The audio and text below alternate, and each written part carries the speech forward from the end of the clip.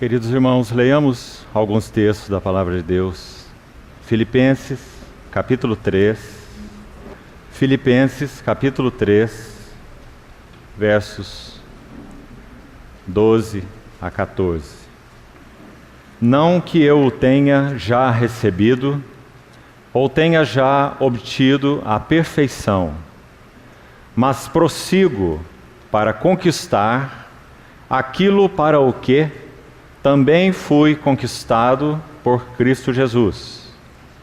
Irmãos, quanto a mim, não julgo havê-lo alcançado, mas uma coisa faço, esquecendo-me das coisas que para trás ficam e avançando para as que diante de mim estão, prossigo para o alvo, para o prêmio da soberana vocação de Deus em Cristo Jesus.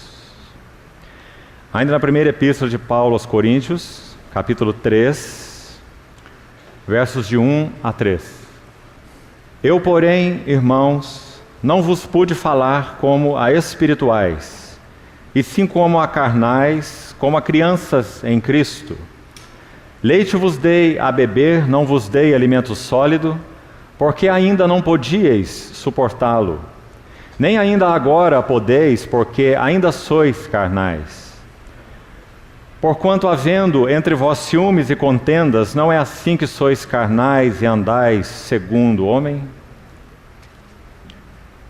Ainda na epístola de Paulo aos Gálatas, capítulo 4, verso 19. Gálatas 4, 19. Meus filhos, por quem de novo sofro as dores de parto, até ser Cristo formado em vós. Ainda na sequência, em Efésios, capítulo 3, Efésios 3, versos 18 e 19.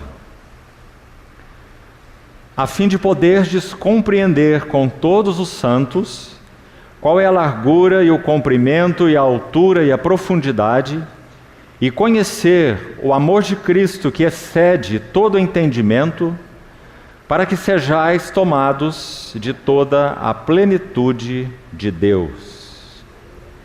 Ainda no capítulo 4, verso 13. Até que todos cheguemos à unidade da fé e do pleno conhecimento do Filho de Deus, à perfeita varonilidade, à medida da estatura da plenitude de Cristo, para que não mais sejamos como meninos, agitados de um lado para outro e levados ao redor por todo vento de doutrina, pela artimanha dos homens, pela astúcia com que induzem ao erro, mas seguindo a verdade em amor, cresçamos em tudo naquele que é o cabeça, Cristo. E ainda vamos à epístola de Paulo aos Colossenses, capítulo 1, versos 9 e 10. Colossenses 1, verso 9. Por esta razão também nós, desde o dia em que o ouvimos, não cessamos de orar por vós e de pedir que transbordeis de pleno conhecimento de sua vontade, em toda sabedoria e entendimento espiritual, a fim de viverdes de modo digno do Senhor, para o seu inteiro agrado, frutificando em toda boa obra e crescendo no pleno conhecimento de Deus. Ainda neste capítulo, versos 28 e 29. O qual nós anunciamos, advertindo a todo homem e ensinando a todo homem em toda sabedoria, a fim de que apresentemos todo homem perfeito ou adulto ou maduro em Cristo. Para isso é que eu também me afadigo, esforçando-me o mais possível, segundo a sua eficácia, que opera eficientemente em mim. E finalmente, a epístola de Paulo ainda a Filemon. E vamos ler o verso 6.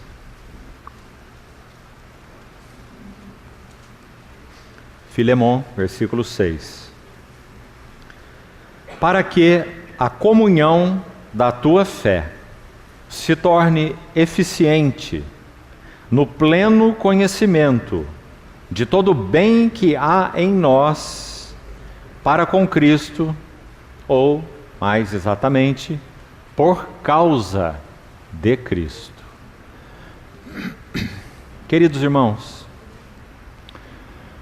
conforme foi anunciado previamente, o tema para todo esse final de semana, no qual esperamos confiadamente a ajuda, habilitação e provisão do Senhor, de Sua palavra, de Sua mente, de seu coração, de Sua presença, sobretudo, no meio de nós, nos falando íntima e pessoalmente ao coração, é então esse tema, maturidade espiritual. Seria, irmãos, uma grande ousadia falarmos sobre esse tema tão amplo, abrangente e profundo, se nós não tivéssemos diante de nós realmente uma definição clara do caminho e das marcas da vida cristã madura. Por isso, conforme já foi então anunciado no convite com respeito a esse encontro, nosso tema tem um subtítulo, ou um subtema. Maturidade espiritual é o tema, e o subtema é o caminho e as marcas do progresso da vida cristã. Então queremos nos deter neste assunto, caminho e marcas de progresso da vida cristã. Graças ao Senhor, nós precisaremos de tudo, menos de sermos subjetivos nesse tão maravilhoso tema. Porque, como já disse, reiterando, a palavra de Deus traça com muita segurança o caminho, as evidências e marcas do progresso da vida cristã. Então confiamos que o Senhor nos assistirá pela sua fidelidade e usará de misericórdia para conosco, para que possamos avançar nesse tema tão caro ao coração de Deus. Porque, lendo esses breves textos que lemos das epístolas de Paulo, fica tão evidente uma ânsia no coração do apóstolo Paulo, uma ânsia por maturidade espiritual. Gastamos um tempo inicial com uma série de textos, para que fique muito claro para nós, nos textos citados, e outros foram deixados de lado propositalmente, porque a lista é bem mais longa. Onde Paulo mostra o seu profundo anelo, sua profunda ânsia, e não há uma outra palavra para expressar isso, por maturidade espiritual da igreja. Por que Paulo tinha essa ânsia? Porque ele compreendia a intenção do coração de Deus. Qual é a intenção do coração de Deus? Poderíamos expressá-la utilizando palavras dos versículos que nós acabamos de ler. Por exemplo, epignosis, pleno conhecimento. Se você foi atento, você viu quantas vezes essa palavra apareceu nos textos que lemos. E há outras menções que nós não citamos com a mesma palavra. Paulo tem um coração focado nesse assunto de pleno conhecimento. Para ele não basta um conhecimento parcial. Para esse servo do Senhor não basta um conhecimento superficial. Amados irmãos, plena varonilidade, palavras de Paulo. Pleno conhecimento, epignosis, palavras de Paulo. Estatura de varão perfeito, de novo expressão de Paulo. Me afadigo e me esforço o mais possível, Colossenses 1:29, para apresentar todo homem, e é óbvio que ele está usando o termo homem ali no sentido geral, não apenas homens do sexo masculino, mas homem no sentido geral, apresentar todo homem adulto, perfeito na maioria das versões que temos em nossas mãos. Adulto, maduro é a ideia da palavra, em Cristo. Então nós temos aquele equilíbrio santo que sempre permeou a vida dele. Absoluta confiança na graça supridora de Deus, porque sem a graça nada é possível. Mas por outro lado, em pleno equilíbrio, ele vai apontar a sua responsabilidade, a de Paulo, a dele mesmo. E ele vai dizer: é por isso que eu me afadigo. Não cruza os braços. Não apenas tenha uma atitude de oração e de intercessão pela igreja. Isso também. Ele diz aí em Colossenses mesmo, capítulo 2, iniciando: quero que saibais quão grande luta venho mantendo por vós. Essa luta é oração. Pelos laodicenses e por quantos não me viram face a face. Sem dúvida, Paulo era um guerreiro de oração. Mas além disso, Paulo era um trabalhador, um obreiro com a palavra do Senhor. Então ele diz: sim, eu me esforço. Eu me afadigo, é a palavra dele, esforçando-me o mais possível. Então, irmãos, quem sabe já aí nós precisamos ser, já de início, ajudados a nunca pendermos para um lado ou para outro lado nesse equilíbrio de sintonia fina na palavra de Deus, que é o equilíbrio entre graça e responsabilidade. Quantas vezes temos falado isso entre nós? Seja nos encontros que temos tido em diversas assembleias, seja em encontros maiores mesmos, como este. Esse equilíbrio de sintonia fina. Tudo é, sem dúvida, pela graça. O que não é pela graça em nossas vidas? Nada. Mas a graça não trabalha só. A graça trabalha nos habilitando, para que então possamos responder à graça, coisa que nunca poderíamos fazer antes de recebermos a graça. Mas nós somos aqueles que já receberam a graça, porque da sua plenitude temos recebido graça sobre graça. Louvado seja o nosso Senhor. Então, amados, que sintonia fina esse equilíbrio entre graça e responsabilidade. Que o Senhor nos ajude a não pendermos para nenhum dos dois lados. Se pendermos apenas para o lado da graça, a única coisa que podemos aguardar é uma vida de libertinagem. Se nós pendermos exclusivamente para o lado da responsabilidade, a única coisa que podemos aguardar é uma vida de jugo e de legalismo, porque não recebemos em nós o veredito final: eu de mim mesmo nada sou, e o sem mim nada podeis fazer, mas comigo tudo podeis fazer, porque tudo posso em união com aquele que me fortalece. Então, que equilíbrio fino é esse, amados irmãos? Então, por que Paulo é tão enfático no tema maturidade cristã? Ora, irmãos, é muito bonitinho. Nós somos pais, e particularmente os que já criaram filhos, então tiveram experiências ao longo da jornada toda.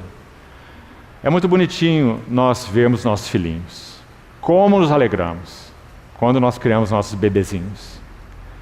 Colocando-os no nosso peito, cuidando deles, engatinhando junto com eles, colocando eles em cima das nossas costas, brincando de cavalinho.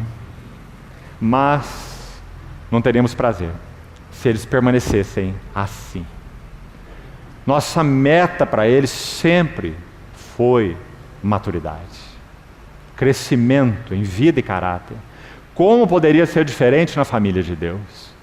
Então, amados irmãos, talvez ninguém como Paulo, não que outros não o tenham feito, João o fez, Pedro o fez, sem dúvida nenhuma, mas é porque nós temos a metade do Novo Testamento escrita pela pena de Paulo e do seu amanuense, metade de todo o Novo Testamento.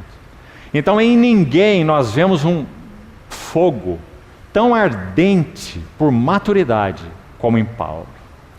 Então nós lemos um extrato desse tema nos versículos que acabamos de citar, e como falamos há muitos outros. Ele anela, ele geme, ele ora e ele trabalha pela maturidade cristã do povo de Deus. Como nós poderíamos viver, nos relacionar e nos reunir com outro objetivo que não seja esse? Nós estaríamos muito aquém daquilo que Deus tem no seu coração e então claramente expressado através desse tão especial vaso chamado Paulo. Nós temos tido a oportunidade de gastar tempo com uma Assembleia do Senhor, aqui mesmo onde nos reunimos, nessa cidade. Já, se não me engano, 7, 8 meses estudando a vida e serviço de Paulo. Após termos estudado algo sobre a vida e serviço do Senhor Jesus, nosso primeiro e grande modelo. Mas quando nós olhamos para a vida de Paulo, nós não estamos tratando com o Santo Filho de Deus encarnado. Esse é o nosso modelo com M maiúsculo, o Verbo que se fez carne. Mas quando olhamos para a vida de Paulo, nós estamos olhando para um pecador. Nosso Senhor não foi um pecador, Ele é o Santo de Deus. Sem dúvida, Ele foi o servo dos servos. E o Verbo que se fez carne, homem. Mas quando olhamos para... e viveu como homem, serviu como homem. Mas quando olhamos para Paulo, nós estamos tratando com um homem que nasceu em pecado. Um pecador redimido, assim como nós.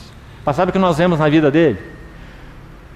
Esse servo dos servos, o Senhor Jesus, colocou as mãos nesse barro disforme chamado Saulo de Tarso e fez dele um vaso tão glorioso que ele então pode escrever sobre si mesmo, inspirado pelo Espírito Santo, dizendo assim: eu fui constituído um modelo para todos os que hão de crer nele, no Senhor Jesus, para a vida eterna. Você já pesou o significado dessas palavras? Eu alcancei misericórdia, 1 Timóteo capítulo 1, versos 15 em diante. Eu alcancei misericórdia para que servisse eu de modelo. E a palavra que ele usa, já citamos aqui em outras situações, é aquela derivada do typos na língua original. De onde nós tínhamos aquela antiga palavra usada no nosso português coloquial, hoje já não se usa mais, tipografia, que era o nome antigo das gráficas de hoje. Tipografia. Porque tipo fala de um molde, um modelo, que então aquelas letras, né, eram impressas através desses tipos, ou dessas letras. Então Paulo diz: eu fui feito um tipo para todos os que hão de crer no Senhor Jesus. Porque ele colocou as mãos sobre esse barro disforme, Saulo, e o tornou esse vaso tão admirável. Então, amados irmãos, o que nós vamos fazer nessas 3 noites que teremos juntos, no que concerne a minha responsabilidade? Hoje, nós iremos estudar 8 marcas na primeira epístola de Paulo aos Coríntios, que são marcas de imaturidade. E é muito claro qual é o nosso objetivo.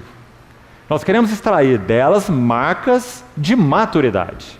Então nós vamos fazer o contraponto. Nós vamos ver quais eram as evidências de que os coríntios eram bebês, os coríntios eram crianças. Já lemos um texto inicialmente e vamos a outros posteriormente. Não vos pude falar como espirituais, mas como a carnais, como a crianças em Cristo. Por isso leite vos dei a beber.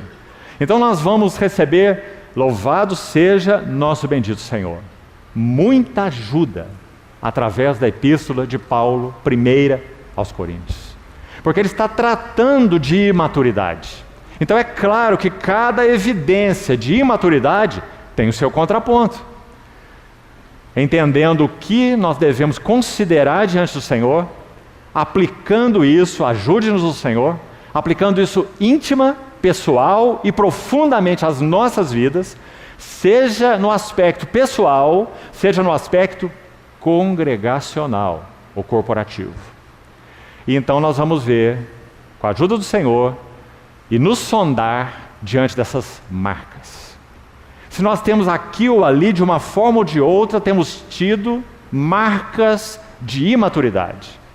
E que o Senhor, por sua graça, irmãos, cumpra um único propósito, não só nessa noite, mas em todo esse encontro. Essa tem sido a oração de muitos santos no tempo prévio a este encontro, regado de oração, não só por uma assembleia, mas por várias assembleias do povo do Senhor. E nosso encargo e objetivo é um só: é que o pastor e bispo das nossas almas, Senhor Jesus, possa tomar aqui entre nós, nesse ambiente, sua vara e seu cajado. Ambos são indispensáveis e preciosos. E passear no meio de nós, tratando íntima, pessoal e profundamente com as nossas vidas, casamento, família e assembleias. E que o Senhor alcance isso entre nós. Então, amados irmãos, Paulo gemia, ansiava, orava e trabalhava por maturidade espiritual. Agora, se lemos seus escritos, 3 epístolas, algumas coisas ficam claras. Deixe-me resumir isso ainda nessa introdução, antes de entrarmos em 1 aos Coríntios. Podemos dizer que Paulo compreende que desafios e pressões em nossa vida espiritual podem cumprir 2 objetivos. E eles são opostos. Então, por favor, pense sobre isso, devocionalmente, diante do teu Senhor. Desafios que são diários na nossa jornada com o Senhor. E pressões que são diárias, se somos discípulos fiéis do Senhor. Desafios e pressões podem resultar de 2 maneiras em nossas vidas. Primeiro, em maturidade. Porque vida cristã cresce em meio a desafios e em meio a pressões. Um servo do Senhor do século passado escreveu um bonito artigo chamado O Poder da Pressão, onde ele vai compartilhar um pouco da sua visão sobre como o cristão cresce debaixo de pressão. Assim como o grafite barato, opaco, se torna um diamante quando submetido a tempo, temperatura e pressão por um período longo. Aquele grafitezinho que não significa nada, feito de carbono puro, assim como o diamante é carbono puro, mas a diferença de um grafite e de um diamante é evidente. O grafite é opaco, fraco, barato. O diamante é precioso, é cristalino e tem uma propriedade que o grafite não tem em particular. Ele tem a propriedade de fazer a refração da luz. Se nós queremos conhecer como a luz é bonita, a glória da luz, nós podemos conhecê-la através do diamante. Porque quando a luz entra nele, ela se refratará em 7 cores, coisa que no grafite é impossível.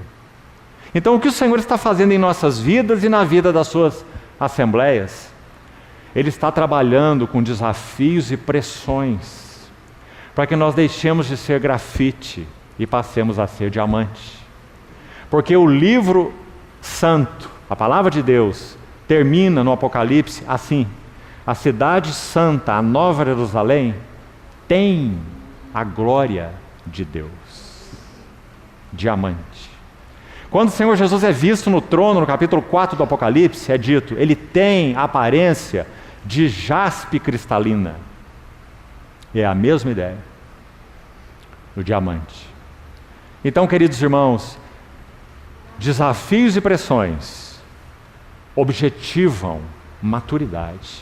Se nós os compreendemos e os vivemos aos pés do nosso Senhor. Agora, então, qual é o lado oposto dos desafios e pressões? Eles podem nos conduzir à estagnação espiritual.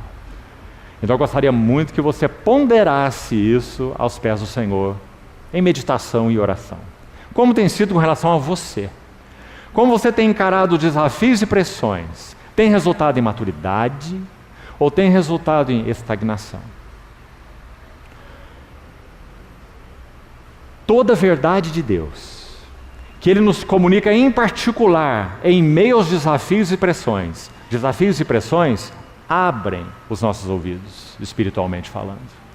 Mas, preste atenção, toda verdade espiritual que o Senhor nos comunica em meio a desafios e pressões, e essa verdade espiritual essa verdade espiritual recebida, não é respondida, ela induz ou conduz à estagnação. Então, irmãos amados, esse é um princípio espiritual. Você acha importante os princípios espirituais? Deveria achar, porque eles não são como regras que têm exceção. Eles são como leis invioláveis, espiritualmente falando. Isso é princípio espiritual. Nós precisamos aprender a ler a Bíblia buscando princípios espirituais. E aqui está um princípio espiritual. Verdade espiritual recebida, mas não respondida, gera estagnação e mais, perda progressiva da capacidade espiritual. Então vamos pensar um pouquinho juntos nessa frase. Perda progressiva da capacidade espiritual. Tem uma doença pulmonar, causada por muitos fatores, se chama fibrose pulmonar. Mais ou menos como a doença a cirrose hepática, mais ou menos. Os alvéolos, eles vão se endurecendo, então o pulmão vai perdendo a capacidade de respirar. E a pessoa vai se sentindo fraca, tonta, sem oxigenação e eventualmente leva à morte. Fibrose pulmonar. Pois é esse o resultado de receber a verdade de Deus e não responder a ela. Fibrose espiritual. Porque verdade recebida e não respondida gera estagnação e uma crescente perda da capacidade espiritual de receber mais e mais. Irmãos, isso ainda é um instrumento protetivo de Deus. Porque os irmãos imaginam se nós recebêssemos luz, mais luz, mais luz, mais luz, mais luz, e avançando em luz e não respondêssemos a nada dessa luz. Sabe como isso se chamaria aqui na nossa experiência cristã? Quase que um inferno. Porque nós seríamos os visionários, idealistas, né? Mas não teríamos 1 centímetro de jornada espiritual real, ou do que Paulo chama de experiência espiritual, né? Poderíamos dizer assim na linguagem dele. Então, graças a Deus, Ele trata assim conosco. Ele aguarda que a verdade espiritual recebida seja respondida. Irmãos, Ele é tão paciente, Ele é tão longânimo. Mas sabe o que nós temos que encarar quando nós falamos isso?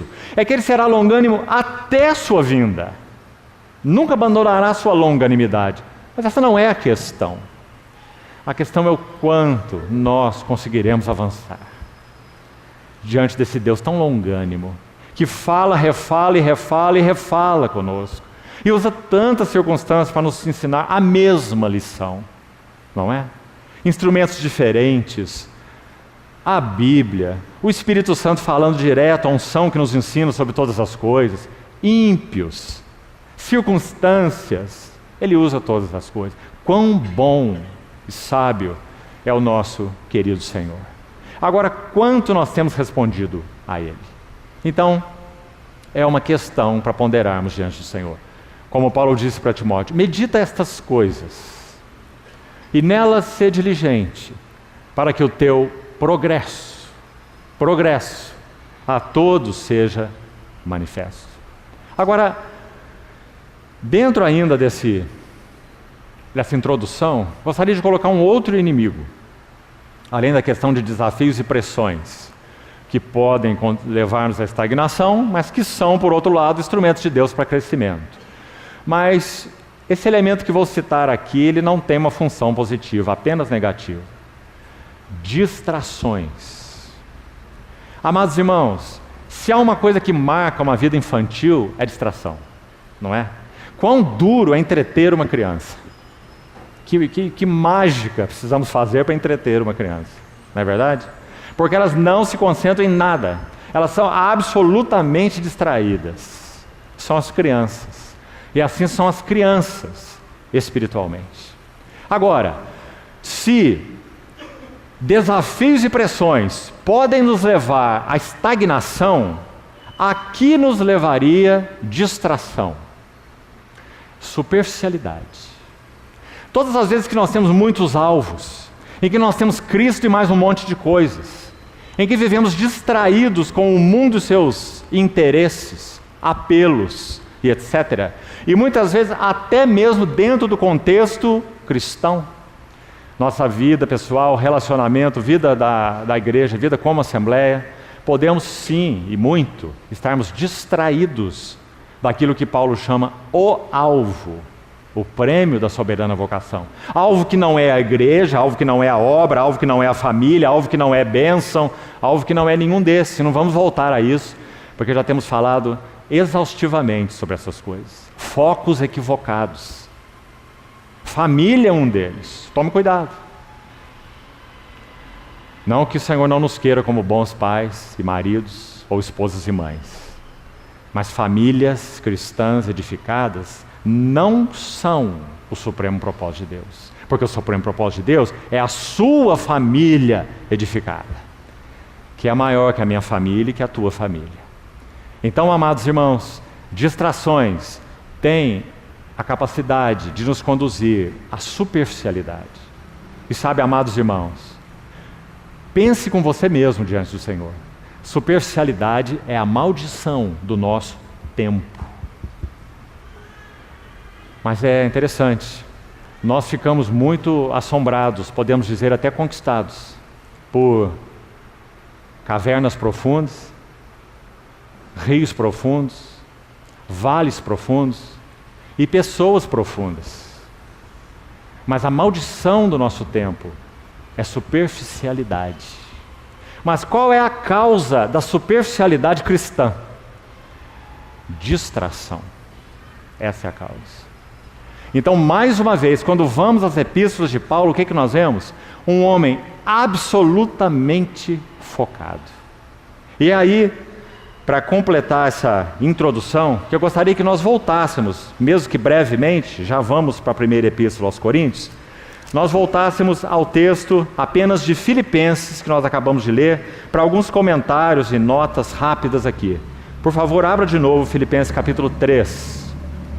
Filipenses 3, 12. Duas vezes, não precisamos ler de novo todo o texto, 12 a 14. Observe que no verso 12, na metade do versículo, e no verso 14, no início do versículo, Paulo usa a palavra prossigo. Localizou aí? Prossigo, duas vezes.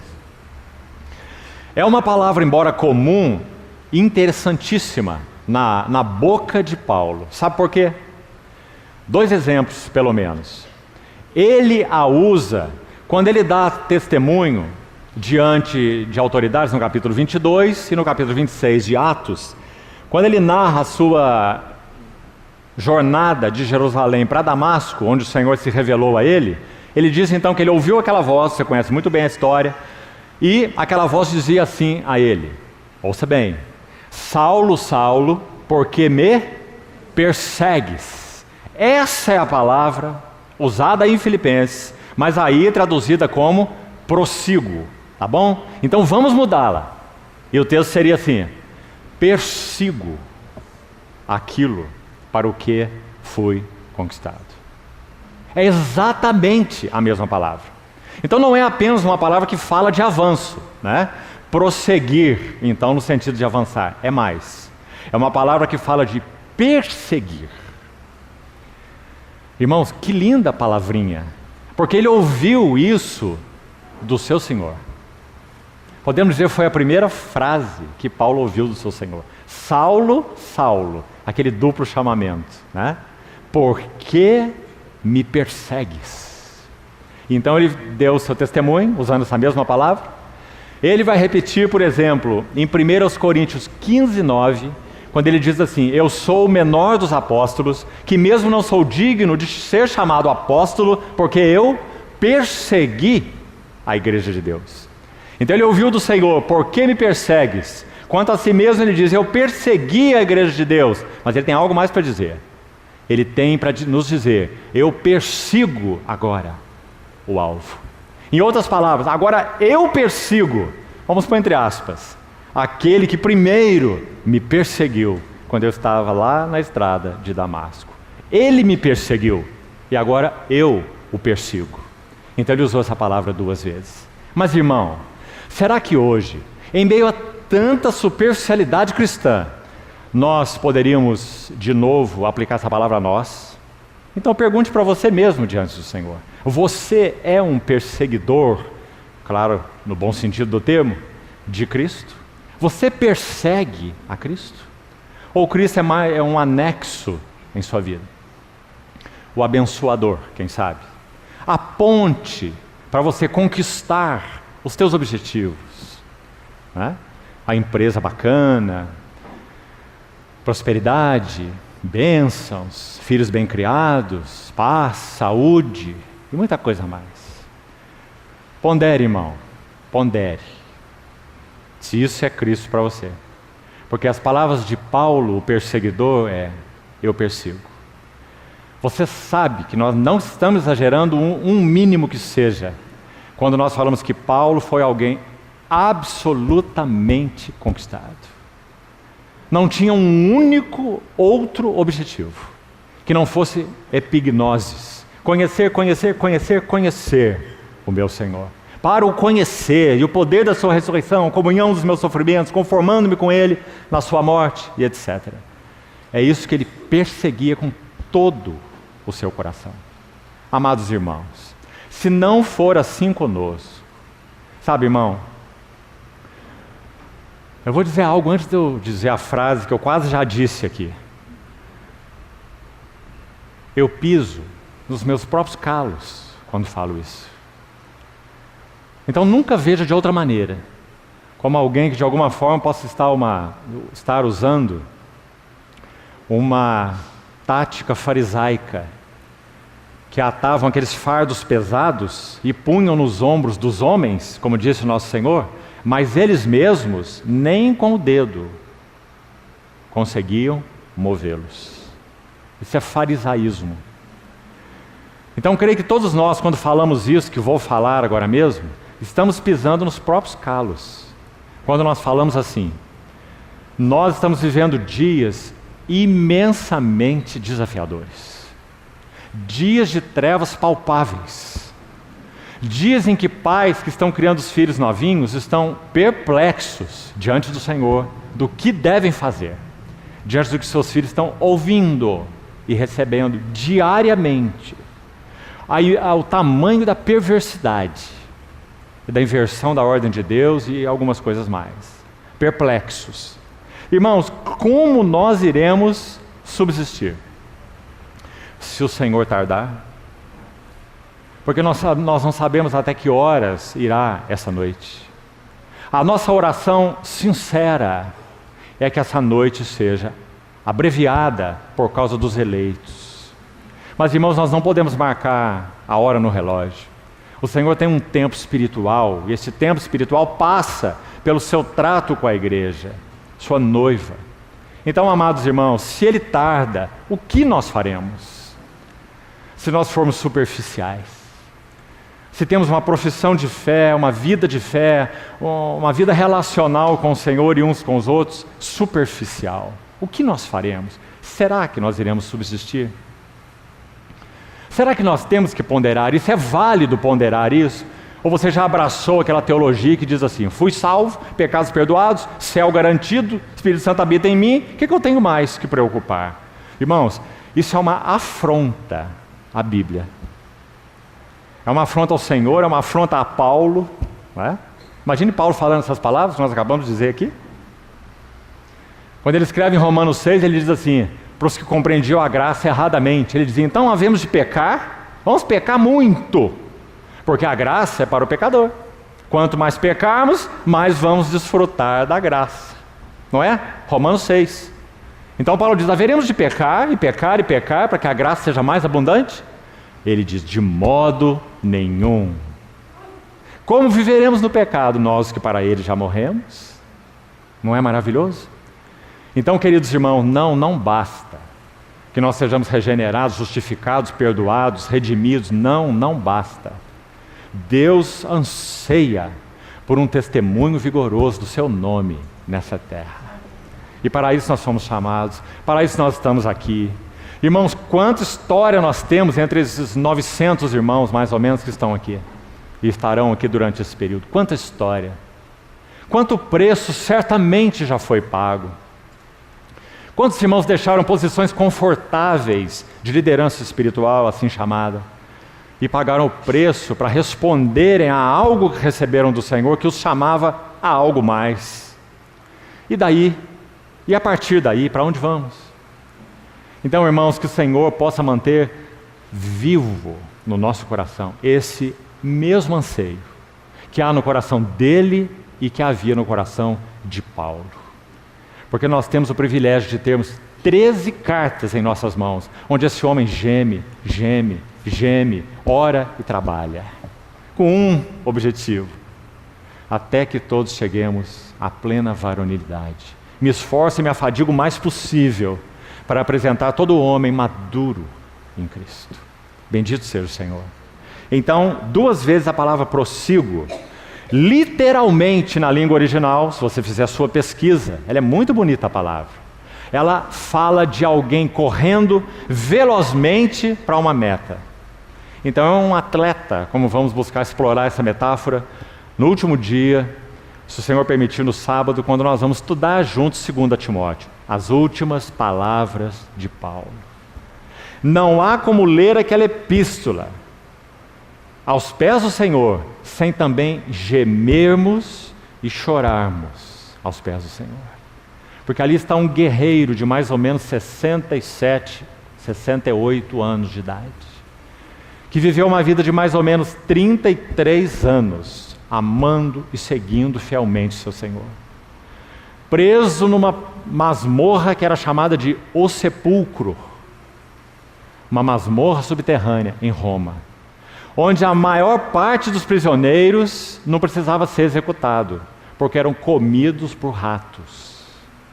Ali estava Paulo. Ele vai escrever sua última epístola e vai mostrar qual é o seu encargo espiritual, pelo que ele chama de o testemunho do nosso Senhor. Que frase é essa? Vamos deixar isso para estudarmos no sábado. Então, amados irmãos, esse é o homem que tanto nos ajuda nas suas epístolas, no assunto da estagnação e no assunto das distrações ou da superficialidade, como nós falamos. Então, aí está 2 vezes a palavra perseguir. E por último, esse termo avançando está aí no verso 12, 13, parte final do verso 13. Avançando para as coisas que diante de mim estão. Avançando é uma menção única em todo o Novo Testamento. Não há uma outra referência onde essa palavra aparece. Paulo a escolheu pelo Espírito Santo para colocá-la aqui, só aqui, em todo o Novo Testamento. Ela tem um significado também muito especial. Significa alguém que se esforça em um esforço excessivo para atingir, alcançar algo que está aí, quase fora do seu alcance. Esticar-se em um esforço excessivo. Pelo Espírito, ele escolheu essa palavra para nos ensinar o que é avançar para Cristo. Então ele está dizendo, não cruze seus braços, não. O autor de Hebreus, por exemplo, diz assim: na vossa luta contra o pecado, ainda não tendes resistido até ao sangue. Lembra essa expressão do autor de Hebreus? E ali significa a morte mesmo. Ainda não tendes resistido até a morte. Não sabemos se foi Paulo que escreveu Hebreus, provavelmente não. Mas essa é a ênfase de Paulo também. E veja aí como ele usa essa palavra. Esticando de maneira excessiva, ao limite máximo, para alcançar alguma coisa. Isso é que ele chama de avançar. Então, de novo, pergunta para nós. Irmão, você tem se esforçado de modo excessivo para atingir essa meta? Que meta? Conhecê-lo, conhecê-lo, conhecê-lo. Mais intimamente, mais profundamente. É isso. Não é meta para fazer mais, para pregar mais, para ensinar mais, para ser mais útil. Para conhecê-lo, amá-lo, segui-lo, ser dele, estar com ele. Esticando-me o mais possível, avançando. Então, vamos lá para a Epístola aos Coríntios. Tudo que nós podemos fazer nessa epístola, se fôssemos usar os 3 tempos que teremos, as 3 noites para estudá-la calmamente, creio sem dúvida que seríamos, sim, bastante ajudados. Mas há algo mais no meu coração, sem dúvida alguma, que tenho recebido do Senhor, que eu gostaria de partilhar nesses dias também, entre eles, entre os assuntos e encargos, 2 Timóteo, como já falei. Então nós vamos passar por essas marcas um tanto objetivamente, mas não superficialmente. Confiamos no Senhor assim. E que você leve essas marcas diante do Senhor em meditação e em oração, para que o Senhor possa te ajudar pessoalmente e nos ajudar como Assembleias do Senhor. Então, primeira epístola de Paulo aos Coríntios. Vamos abrir aí, por favor. Antes de irmos ao primeiro texto, agora sobre 1 Coríntios mesmo, precisamos fazer uma diferença. Então, preste atenção aqui, por favor. Nos ensinos de Paulo, em particular, há uma diferença muito clara entre espiritualidade e maturidade. Por favor, ouça com atenção. Creio ser de muito valor para as nossas vidas. O que é espiritualidade? Vamos colocar de outra maneira. Como Paulo poderia definir para nós o que é espiritualidade e o que é maturidade? Não são iguais as duas coisas. Creio que o primeiro equívoco que cometemos é achar que as duas são a mesma coisa, mas não são. Então, como Paulo definiria espiritualidade? Se você estudar os escritos de Paulo, penso que você chegará à mesma conclusão. Espiritualidade é ser iluminado, ensinado e governado pelo Espírito Santo. Iluminado, ensinado e governado pelo Espírito Santo. Então parece que aqui já fica claro que espiritualidade não é igual a maturidade. Por quê? Todos aqueles que nasceram de novo, todos, um bebezinho espiritual, que creu no Senhor o mês passado, ele tem a capacidade espiritual dada pelo Senhor, porque ele é habitado pelo Espírito Santo. Então ele tem a capacidade de Deus de ser iluminado, ensinado e governado pelo Espírito Santo. Não está claro? Ou seja, qualquer criança em Cristo pode viver uma vida realmente espiritual. Se ele está aprendendo a ouvir o Senhor, está aprendendo o que significa estar aos pés do Senhor, está aprendendo na linguagem de João agora, ouvir a unção que vem do Santo e nos ensina a respeito de todas as coisas. Se ele está aprendendo a ouvir o Senhor, ele está vivendo uma vida espiritual e não uma vida carnal. Então acho que isso está muito claro para todos nós. Agora, de novo, na linguagem de Paulo, como Paulo definiria para nós o que é maturidade espiritual? Então vamos usar a seguinte frase: maturidade espiritual é ter um conhecimento maduro de Deus e um relacionamento maduro com Deus. Vamos repetir isso, me permita. Maturidade espiritual é ter um conhecimento maduro de Deus, porque há um conhecimento de Deus que é de criança. Por isso João escreve a sua epístola, 1 João, dizendo o quê? Você se lembra? Filhinhos, eu vos escrevo porque os vossos pecados são perdoados por causa do seu nome. Isso não é um conhecimento espiritual? É, claro. Eles não foram iluminados, ensinados pelo Espírito de que os seus pecados foram perdoados, se regozijam nisso? Claro que foram, mas são filhinhos. Eles não conhecem o que João falou dos jovens. E ali, sem dúvida, ele está falando de estaturas espirituais, não está falando de estaturas naturais. Aí ele vai dizer assim: jovens, eu vos escrevo porque sois fortes. A palavra de Deus permanece em vós e tendes vencido o maligno. Isso não é verdadeiro sobre as crianças. É verdadeiro sobre os jovens, que já avançaram um pouco mais. Jovens espiritualmente falando. E aí ele vai além ainda e vai chamar os mais velhos de pais espirituais. A maior, não é uma das maiores, a maior necessidade da cristandade dos nossos dias é de pais espirituais. Então João vai dizer assim: pais, eu vos escrevi, isso ele repete 2 vezes, porque conheceis. Pais, eu vos escrevi porque conheceis aquele que é desde o princípio. Não é maravilhoso, irmãos? Só o Espírito Santo podia escrever esse livro, não é? Conhecer aquele que é o quê?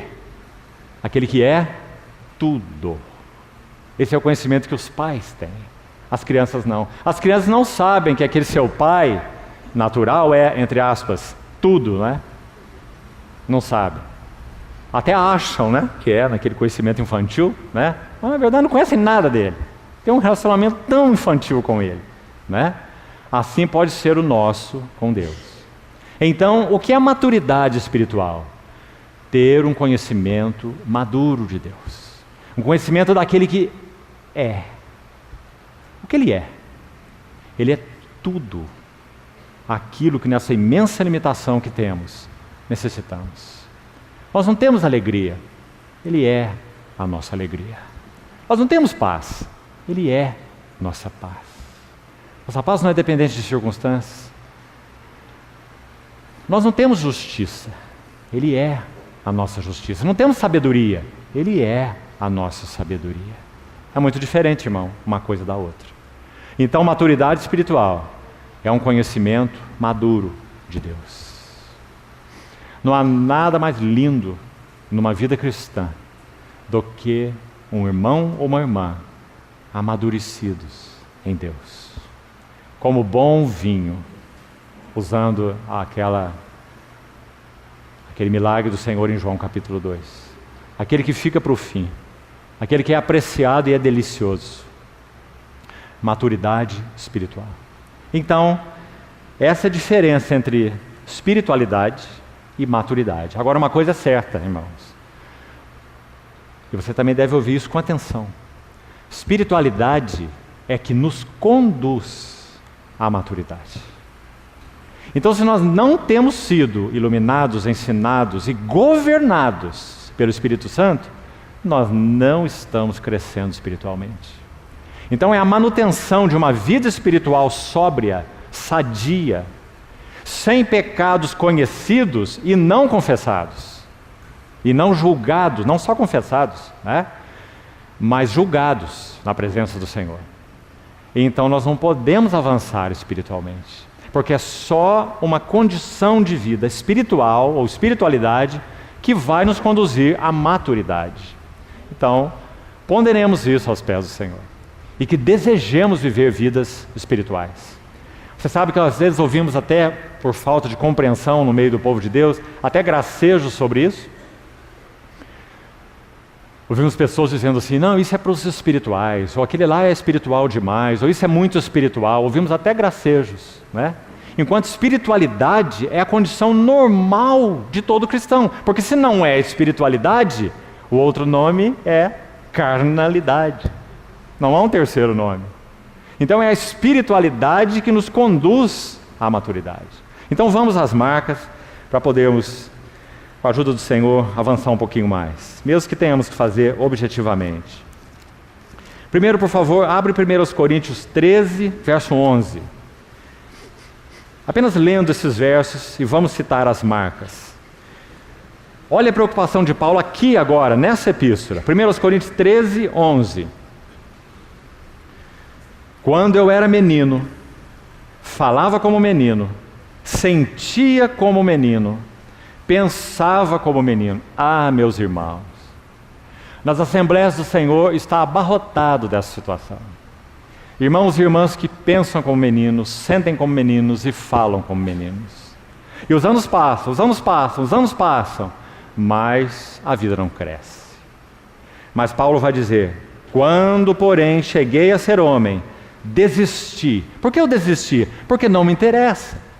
Não tenho prazer de brincar com chocalhos mais. Isso não me agrada. Desisti das coisas próprias de menino. Ainda aqui, olha no capítulo 14. Que verso interessante, verso 20. Irmãos, não sejais meninos. Você acha que esse homem se preocupa mesmo com maturidade espiritual? Você está vendo quantos versos, além dos que nós já lemos? Irmãos, não sejais meninos no juízo. Na malícia, sim, sede crianças. Quanto ao juízo ou ao discernimento, é a ideia aqui, discernir o que é, o que não é, quando não é, que tempo é e que tempo não é, é das coisas mais delicadas na nossa jornada com o Senhor, não é? Então, no juízo, sede homens amadurecidos. Tem uma versão alternativa interessante de um tradutor chamado E.J. Goodspeed. Ele traduz esse verso assim: no mal, naquilo que é mal, sede bebês, ingênuos, inocentes no bom sentido, né? No mal, sede ingênuos, não vivam praticando o que é mal. No mal, sede bebês, mas mentalmente, sede maduros. E essa foi mesmo a exortação de Paulo nesse versículo. Então, vamos lá para o capítulo 2 dessa epístola, apenas o versículo 12. Vamos destacar apenas esse, porque se tivermos que pegar o contexto todo, vamos gastar então muito mais tempo.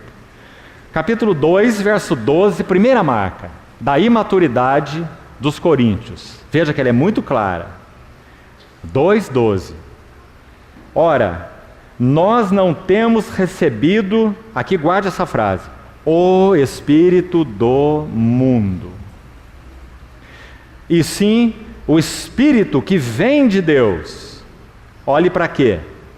Para que conheçamos o que por Deus nos foi dado gratuitamente. Baseado nesse versículo, vamos nominar a primeira marca de imaturidade cristã assim: vivermos e andarmos de modo puramente natural. Puramente natural. O que Paulo está chamando aqui de o espírito do mundo. Agora, mesmo que brevemente, quero ilustrar um pouco isso, irmãos, em alguns subtópicos que eu penso que são de valor para levarmos em nossa meditação. O que é viver e andar de modo puramente natural? Primeiro, pensamentos e raciocínios puramente naturais. Um exemplo muito claro para todos nós: Pedro. Pedro amava o Senhor, claro que com um amor limitado, óbvio, um amor parcial também, muito óbvio. O Senhor é que o amava com amor integral. E o Senhor já havia trabalhado a vida de Pedro por 2 anos, pelo menos, pouco mais de 2 anos. Então chegamos à ocasião do Monte da Transfiguração. E naquela ocasião, você sabe o que Pedro disse ao Senhor quando o Senhor falou sobre a cruz: tem compaixão de ti, isso nunca te acontecerá. Nosso Senhor repreende Pedro dizendo: arreda-te, Satanás, e diz a ele assim: porque tu não pensas, não cogitas de acordo com a mente de Deus, mas pensas de acordo com a mente dos homens. Compreendeu, irmão? Então, queridos irmãos e irmãs, há tantos pensamentos e tantos raciocínios e até conclusões a que chegamos em nossas vidas cristãs que são puramente naturais. Não tem nada de espiritual. Não é direção do Senhor. Não é convicção da vontade do Senhor. É puramente natural. Será que precisamos ser transformados pela renovação da nossa mente? Como Paulo também disse em Romanos 12? Muito evidente. Porque quantos pensamentos, cogitações, como o Senhor diz, não cogitas das coisas de Deus, habitam ainda aqui em nossas mentes, mas não são considerações espirituais, não são pensamentos de Deus, são pensamentos dos homens. Então está aí uma marca importante do que é uma vida puramente natural, andando de uma maneira puramente natural. Então Paulo coloca, ouso dizer, todos esses elementos, vou citar outros aqui nessa primeira marca, dentro desse pacote, o espírito do mundo. Ele vai dizer: nós, agora que somos do Senhor, recebemos o Espírito Santo. Nós não recebemos o espírito do mundo, mas recebemos o Espírito de Deus, para que agora sim nós possamos conhecer tudo aquilo que olhos não viram, ouvidos não ouviram e jamais penetrou em mente, em coração humano. Não é maravilhoso, irmãos? Esse caminho foi aberto para todos nós. E não para aqueles que chamamos erradamente de os espirituais. Não. Esse caminho foi aberto para todos nós. Então, aí está a primeira marca de uma vida puramente natural. Uma segunda que eu queria destacar, por causa da sua relevância: bom senso natural. Ah, meus irmãos, como nós estamos cheios de bom senso natural nas Assembleias do Senhor. Aí nós podemos perguntar: mas bom senso não é importante? Não tem valor na obra de Deus? Ora, irmãos, nós agirmos sem bom senso, é óbvio que é uma coisa delicada, equivocada. Mas nós pautarmos as nossas decisões por bom senso, apenas é outra decisão equivocada. Agora, para entendermos essa questão do bom senso, acho que nada melhor que citar alguns exemplos bíblicos, para que você também pondere. Vamos pensar sobre bom senso. O povo de Deus sai do Egito, debaixo do sangue do cordeiro, come a carne do cordeiro pascal, passa pelo Mar Vermelho e entra no deserto. Sabe o que eles fazem lá? Eles se acampam. E quando eles se acampam, eles têm o tabernáculo no centro e todas as cabanas viradas para o centro, o tabernáculo. E todas as suas costas viradas para o inimigo. O que você acha? Faltou bom senso, você não acha? Todas as cabanas deviam estar voltadas para fora do acampamento. E a arca no meio, o tabernáculo, a presença de Deus, e todas as cabanas viradas para fora. Vamos ficar alertas. Há feras, nós estamos no deserto, há inimigos, não é? Mas não. Por quê? Porque eles sabiam que se a relação deles com Deus estivesse correta no altar, eles não precisariam temer nenhum só dos seus inimigos. Então eles se acampavam de costa para os seus inimigos. Isso é falta de bom senso, você não acha? Segundo exemplo importante. Josué chama o povo e vai em direção a Jericó para a conquista. Imagine você lá. Aí ele dá a ordem. Eles olham para aquela muralha e até tremem diante daquelas muralhas. E Josué diz, agora vocês vão rodear a cidade 6 dias cantando. Você acha que isso é bom senso? Dizem, não, aí é demais, Josué. Posso até rodear, mas não vou cantar, não. Não é? Falta de bom senso, você não acha? Outra falta de bom senso. O Senhor deu uma visão a Ananias, em Atos, a respeito de Saulo de Tarso. Ananias teve uma visão. E na visão o Senhor dizia assim, vai à rua direita, à casa de Judas, onde está Saulo, apelidado de Tarso, ele está orando. E ele viu entrar um homem chamado Ananias, assim o Senhor está falando, com Ananias numa visão. E Saulo viu entrar um homem chamado Ananias. Na hora ali, Ananias poderia ter interrompido o Senhor, dizendo assim, não sou eu, tem muitos Ananias nessa cidade. O Senhor deve ter aí se confundido. Mas ele segue lá, o Senhor. Ele viu entrar um homem chamado Ananias. E aí você sabe que Ananias reagiu. Não reagiu ali na hora, né, que o Senhor estava falando, mas reagiu imediatamente depois. E disse assim, Senhor, muitas coisas tenho ouvido a respeito deste homem. Em outras palavras, ele é um matador de cristãos. É lá mesmo que o Senhor quer que eu vá? Falta de bom senso. Não acha, irmão? E sabe o que o Senhor fala para Ananias? Vai. Porque eu lhe mostrarei a Saulo através de você, que ele é um vaso escolhido para levar o meu nome a reis e autoridades. E ele saberá o quanto importa sofrer agora pelo meu nome. E então o relato diz que Ananias foi. Mas o seu bom senso reagiu, como certamente o nosso também reagiria. Então percebe, irmão, que levemos diante do Senhor todo o nosso bom senso. Se o Senhor permitir, amanhã à noite, nós vamos tratar um tema corporativo, um tema das marcas de maturidade de uma assembleia cristã. Sabe o que acontece em muitas assembleias cristãs? Um show de bom senso. Os irmãos mais velhos se reúnem para dizer o que você acha, o que o outro acha, o que aquele acha, o que o outro pensa, o que aquele pensa. Então eles têm reuniões deliberativas. Às vezes conseguem se reunir só uma vez por mês, o que já seria pouco. E quando reúne é para trocar ideias. O que você pensa, como que você vê, o que você acha, e vai bom senso daqui, vai bom senso de lá. Não é? 1 hora deliberativa e normalmente não se chega a conclusão nenhuma. Os irmãos mais velhos em cada assembleia foram chamados para parar com isso e para dobrar os seus joelhos juntos diante do Senhor e dizer, fala, Senhor, ensina-nos a te ouvir. Para que nós não coloquemos nossas mãos na tua casa, nos teus filhos e na tua obra. Com o nosso bom senso, lógica e raciocínios. Fala-nos, Senhor. Instrui-nos, Senhor. O que está na tua mente sobre isso e sobre aquilo? sobre aquela dificuldade ali, aquele assunto ali, o louvor, o ministério da palavra, a adoração, o serviço. Fala, Senhor. Quantos irmãos mais velhos na Assembleia têm tempos assim, amados irmãos? Se não temos, está aí a causa da nossa falta de avanço.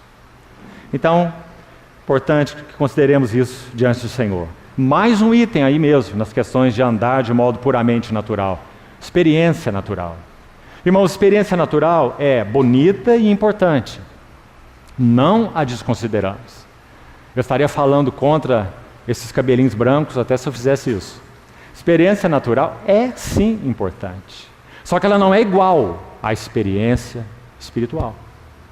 Nós podemos ter muita experiência natural e nenhuma experiência espiritual. Isso é uma coisa feia. Porque temos uma face de velho, uma aparência de velho, mas um coração de bebê, espiritualmente falando. É feio. Então, experiência de vida natural não é necessariamente experiência espiritual. Então, o que é experiência espiritual? Experiência espiritual é aprendermos a viver aos pés do Senhor. Experiência espiritual. Conhecer o Senhor aos seus pés. Isso nos dá experiência espiritual. E um último item, dentro ainda dessa questão de vida puramente natural. Estilo de vida, irmãos. Não vamos nos deter sobre isso. Que o Senhor nos examine. Mas será que vivemos estilo de vida? Se você quiser, pode chamar de padrão de vida, mas não estou falando apenas no sentido econômico, financeiro, não. Estou falando da vida toda. Estilo de vida. Será que o nosso estilo de vida é puramente natural? O nosso estilo de vida confere com aquilo que realmente o Senhor tem para nós. Você acha que é absurdo, você acha que é fanatismo, você acha que é exagero? Quando um servo do Senhor, isso é história verdadeira, quando ele disse que aprendeu aos pés do Senhor, orar para ir comprar um sapato, e dizer, Senhor, qual o tipo de sapato que o Senhor quer que eu use? Quanto eu devo pagar pelos sapatos que o Senhor quer que eu use? Nós achamos isso o quê? Como nós avaliamos isso? Essa foi a história de um servo do Senhor do século passado. Aprendeu a orar ao Senhor pelas roupas que ia vestir ou não ia vestir. Pelo calçado que ia comprar ou não ia comprar. Na nossa linguagem de hoje, pelo carro que ia trocar ou não trocar. Pode trocar, mas pode não trocar. Mas a questão não é trocar ou não trocar. A questão é estar aos pés do Senhor e perguntar a Ele, Senhor, eu devo trocar o meu carro, o meu telefone celular e muita coisa mais. Eu devo fazer mais essa pós-graduação? Ah, meus irmãos, parece que tantos irmãos e irmãs têm feito pós-graduações infindáveis. Não sei nem mais que títulos vão colocar aí. Não termina nunca. E as vidas são gastas em função de obter conhecimento. É mal? Não, não é mal.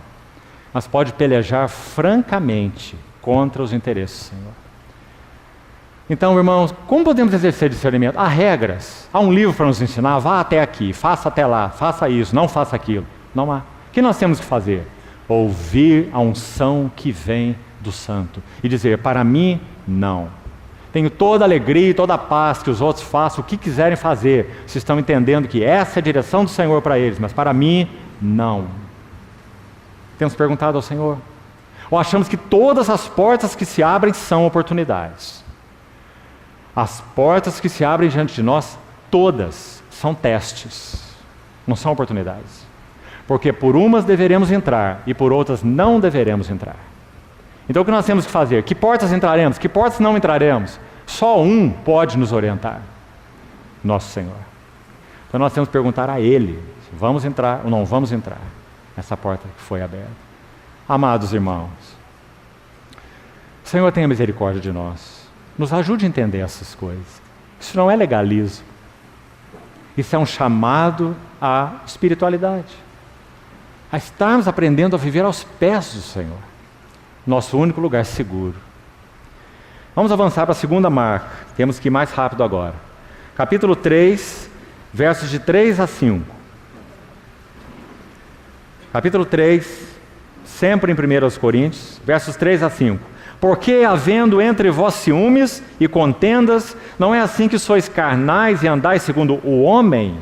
Quando, pois, alguém diz, eu sou de Paulo, eu de Apolo, não é evidente que andais segundo os homens? Quem é Apolo? Quem é Paulo? Servos, por meio de quem crestes, e isso conforme o Senhor concedeu a cada um. Parece muito clara essa marca de maturidade, não é? Mas muito presente entre o povo do Senhor. Então vamos chamá-la de partidarismo ou sectarismo. Ainda mais especificamente, preferências pessoais. Irmãos, quanto isso peleja contra o nosso avanço para a maturidade. Preferências pessoais. Particularmente quanto à questão de preferências no serviço. Cada servo do Senhor tem uma medida.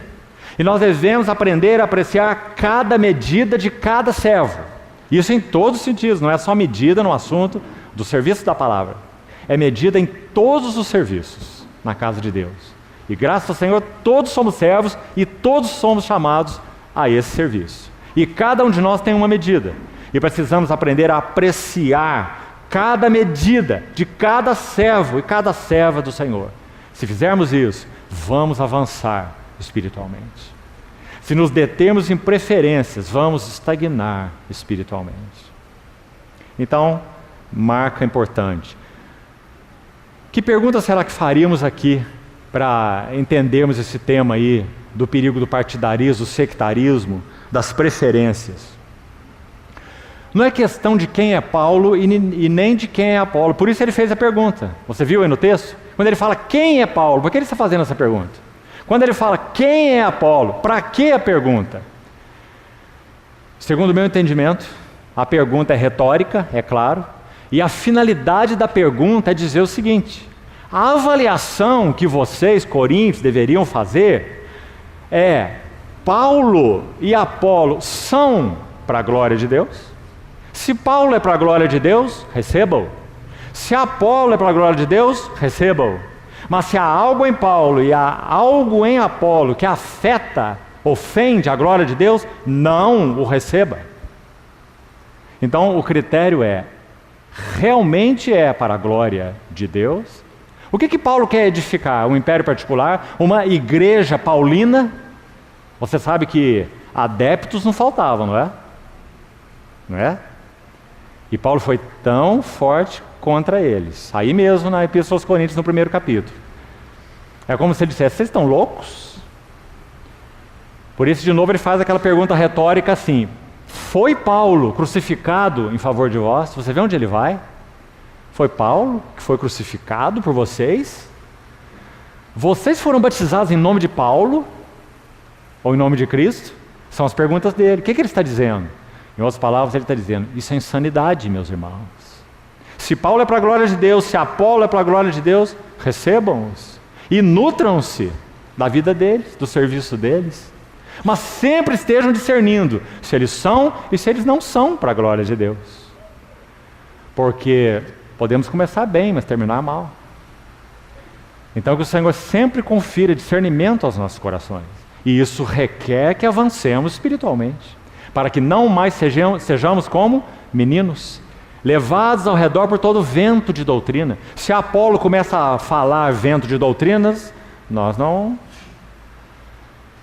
receberemos mais Apolo nessa condição. Dizer: Apolo, assim não. Isso não. Isso não confere com a palavra do Senhor. Então, segunda marca da imaturidade deles: preferências, partidarismo, sectarismo, e não tinha esse critério. A glória de Deus nos servos, através dos servos. Terceira marca, capítulo 5, versos 7 e 8. Vou apenas citá-la. Lançai fora o velho fermento. Olha que marca importante. Capítulo 5, verso 7. Lançai fora o velho fermento, para que sejais nova massa, como sois de fato sem fermento. Pois também Cristo, nosso Cordeiro Pascal, foi imolado. Por isso, celebremos a festa, não com o velho fermento, nem com o fermento da malícia, da maldade, mas sim com os asmos da sinceridade e da verdade. Parece que está muito clara essa terceira marca da imaturidade deles. Eles eram indiferentes quanto ao assunto da santidade de vida e de conduta. Eles estavam tendo pelo menos um caso sério na Assembleia de perversão. E eles não tratavam o assunto daquela perversão. Então Paulo está dizendo, lembrem-se, o Cordeiro Pascal foi imolado e uma festa nós celebramos. Mas para celebrar essa festa, nós temos que ter os asmos da sinceridade e da verdade, e não fermento de malícia e de maldade. Então a marca deles, essa marca aí, é de indiferença quanto ao assunto da santidade. Ora, queridos irmãos, ajude-nos o Senhor também nesse aspecto. Que sejamos sensíveis, que sejamos delicados, que sejamos amorosos, mas que sejamos cheios da verdade, para tratar os assuntos entre nós, para que a casa de Deus não seja um bolo fermentado, mas pães asmos. E assim celebramos a festa. Sabe, irmãos, muitos de nós partimos o pão na mesa do Senhor com pães asmos. Não que isso também seja uma regra, mas sem dúvida é a prática, talvez, da grande maioria de nós. Será que esse pão asmo tem significado? Será que esse pão asmo está refletindo o que nós estamos lendo aqui em Coríntios? Será que quando nós estamos ao redor daquela mesa com os nossos irmãos, nós podemos olhar para o céu e dizer, Senhor, somos para Ti um asmo, em sinceridade e em verdade, alimenta-te de nós. E o Senhor então encontra satisfação, nos dá a sua presença, enche o nosso coração de júbilo, de gozo. Não é assim a mesa do Senhor? Ou não deveria ser assim? Mas os coríntios eram indiferentes no assunto da santidade. Oh, amados irmãos, não há um versículo na Bíblia que diga assim, sede poderosos, porque o Senhor, seu Deus, eu, Senhor, vosso Deus, sou poderoso. Mas há muitos que dizem, sede santos, porque eu, o Senhor, vosso Deus, sou santo. Que se queremos a presença do Senhor, a doçura de tocá-lo, ainda que as orlas de suas vestes, nós precisamos avançar em santidade de vida, de mente, de coração, de conduta para Ele. Mas os coríntios eram indiferentes. Então Paulo, que maravilha esse vaso e esse serviço. O assunto em Corinto era sério. Mas olha aqui uma nota para você também ponderar. Paulo não entrou diretamente no assunto, digamos assim, propriamente ou diretamente. Ele aborda o assunto indiretamente, mas de uma maneira a mais poderosa. Você percebeu? O assunto é de imoralidade entre eles. E quando ele vai tratar o assunto, onde ele vai? Que lição nós estamos aprendendo aqui, irmãos? Onde ele vai? Ele vai lá. E ele vai dizer assim, Cristo, nosso Cordeiro Pascal, foi imolado. Ele está dizendo, vocês são redimidos pelo precioso sangue. Essa era uma vida que vocês, coríntios, viviam. Pagãos, promíscuos. Agora não mais. Ele escreve assim para eles, tais fostes alguns de vós, mas vós os lavastes. Lembra-se? Na primeira epístola ainda. Fostes santificados, fostes purificados pelo Espírito do nosso Deus. Que maravilha, irmãos. Então é aí que ele vai, falando do sangue e do asmo.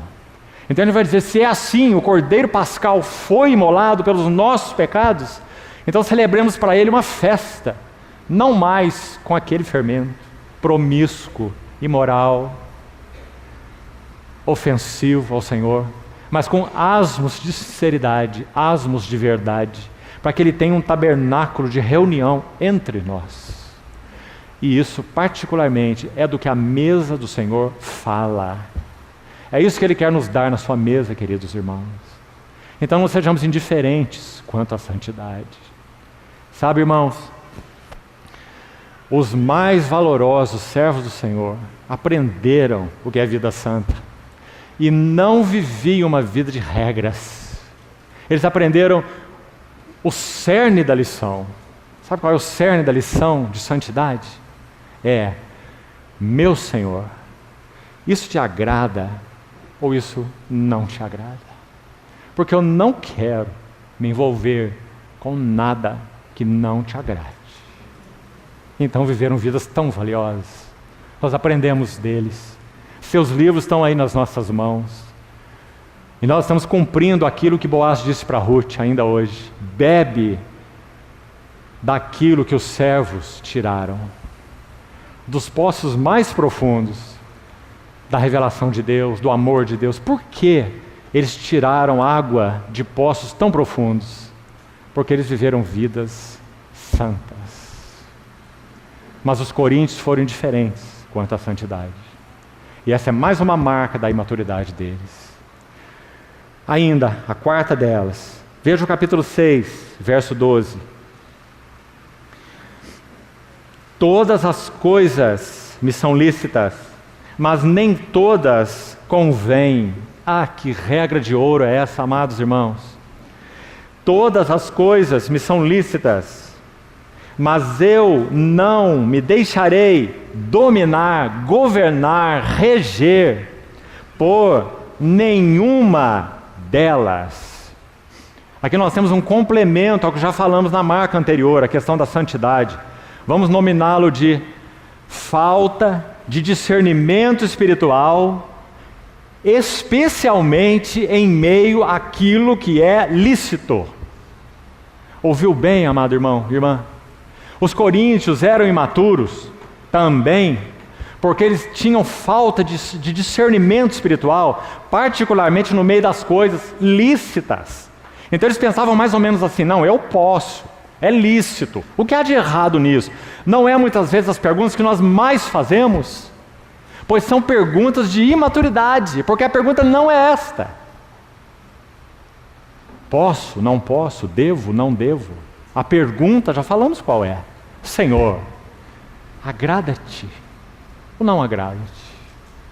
Essa pergunta os coríntios não conheciam. Então Paulo diz: tudo é lícito, tudo me é lícito, mas nem tudo me convém. Tudo me é lícito, mas eu não me deixarei dominar. Irmãos, ouçam com atenção. Se há algo nas coisas lícitas que são imensamente problemáticas para nós, é essa característica de domínio. Exatamente porque é lícito. Vamos citar um exemplo muito prático e que tem sido uma luta para tantos irmãos. Comer. Irmão, beber ao ponto de se embriagar, digamos assim, ou mesmo beber licitamente, pensemos assim. Paulo disse a Timóteo: usa um pouco do vinho, né? Alguns se apoiam muito nesse texto para fazer o que quiser com o vinho, né? Mas deixemos isso de lado. Mas você tem a opção de tomar o vinho ou de não tomar o vinho, concorda? Você não é obrigado a tomar vinho e nem a não tomar vinho. Mas e comer? Você não tem que comer?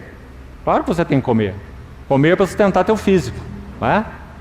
Existe uma coisa que a Bíblia chama de glutonaria, que é quando nós tratamos com a licitude de comer, mas comer nos domina. Comer é compulsivo.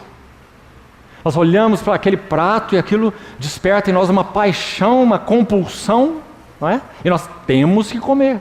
Se nós não comemos, nós estamos perdendo, não é? Como crianças que comem 1 quilo de chocolate, de bombom, não é? Antes que o irmão chegue e pegue o meio quilo, não é? Imaturidade. Compreende, irmão? As licitudes, elas têm muito poder de nos dominar. Dominados por sono, dominados por vida sexual, dominados por comida, coisas que nós temos que fazer, não é? É vida normal. Dormir, ter uma vida de relacionamento normal, sexualmente falando, comermos, não é? Não me deixarei dominar por nenhuma delas. Graças ao Senhor. O Espírito Santo é aquele que nos confere o que em Gálatas Paulo chama de o domínio próprio. Sabe, amados irmãos, se o Senhor tardar de novo, nós podemos ter dias de muita privação em todos esses elementos. Você se lembra aquele servo do Senhor que foi levado no século passado a uma prisão comunista. Nós já citamos o exemplo dele algumas vezes aqui. Não é o Otmani, é um outro irmão. Ele foi conduzido a uma prisão comunista por 22 anos e de lá saiu, por incrível que pareça, num lugar onde os prisioneiros viviam apenas 6 meses e todos morriam por causa das condições de trabalho forçado. Esse irmão viveu neste campo 22 anos e depois, pela permissão do Senhor, a ação do Senhor, ele foi libertado. E então ele compartilhou alguma coisa com alguns jovens nessa época, muitos anos atrás, e alguns jovens tiveram o privilégio de estar ali com ele e ouvi-lo pessoalmente, de uma maneira reservada. E ele compartilhou algo sobre o tempo que viveu ali. E uma das coisas que ele disse foi: eu aprendi a viver com muito pouco, no sentido de alimento.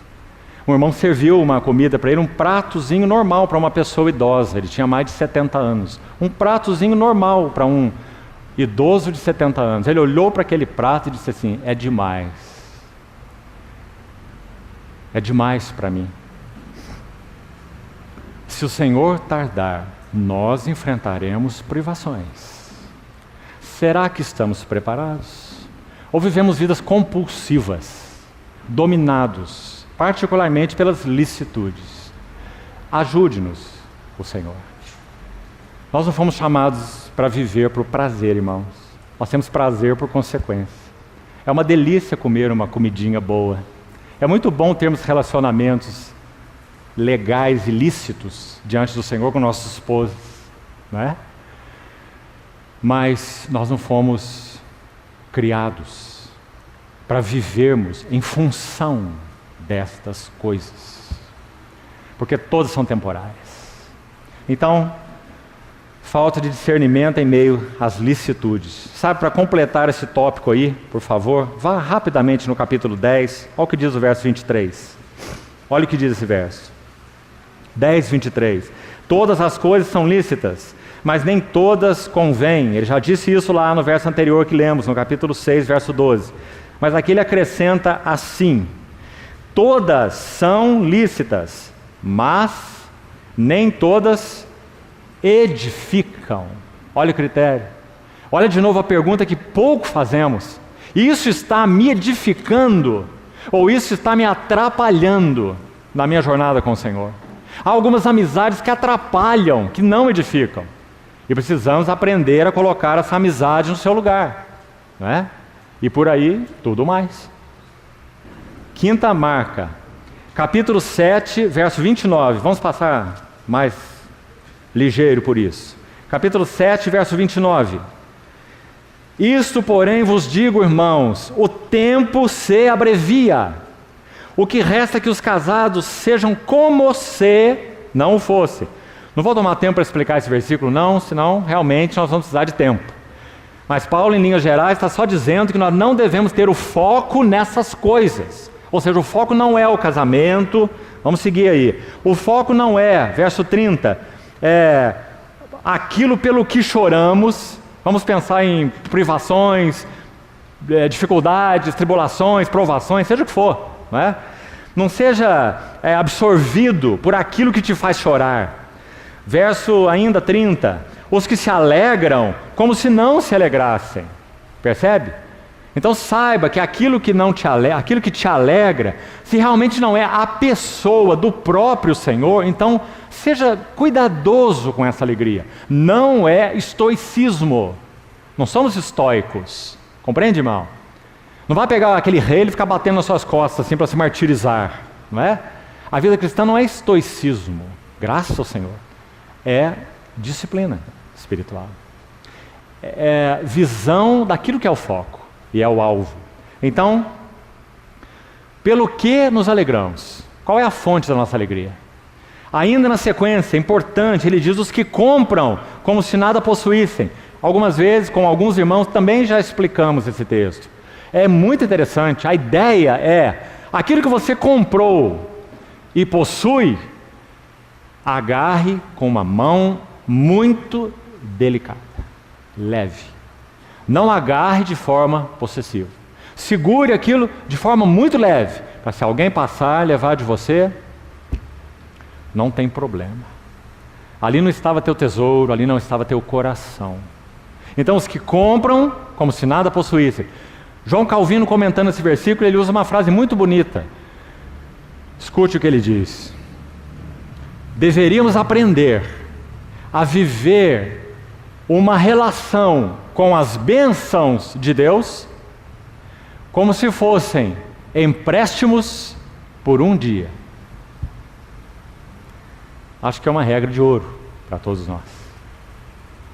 O Senhor te emprestou tua esposa por um dia, porque você não sabe se vai tê-la amanhã. O Senhor te emprestou teu marido por um dia. Basta ao dia, são as palavras do Senhor. O Senhor te concede bênçãos para um dia. O tempo de Deus se chama hoje.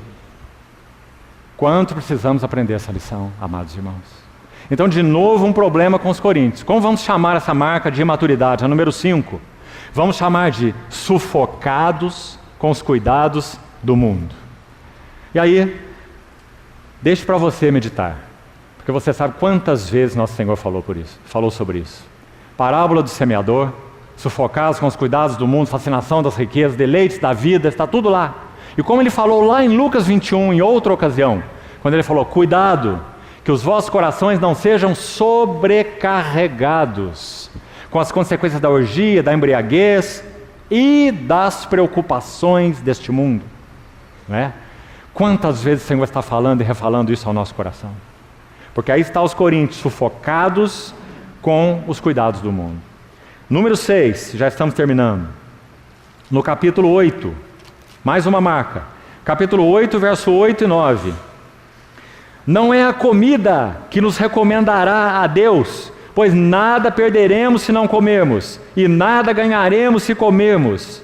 Vede, porém, que esta vossa liberdade, ele está tratando de comida sacrificada a ídolos. Espero que você conheça o contexto, saiba do que Paulo está falando, para nós ganharmos tempo aqui, né? Então ele está dizendo, comer, não comer, não significa nada, porque o ídolo de si mesmo nada é, não é? Muito claro o ensino dele. Só que ele vai dizer, 9, versículo 9, olhe com atenção. Vede, porém, que esta vossa liberdade não venha de algum modo a ser tropeço para os fracos. Aí está a questão. Os coríntios eram imaturos, e essa sexta marca, onde estamos, de imaturidade da vida deles, era a seguinte, coloquemos assim, eles colocavam a liberdade cristã acima do amor cristão. E aí está a sua imaturidade.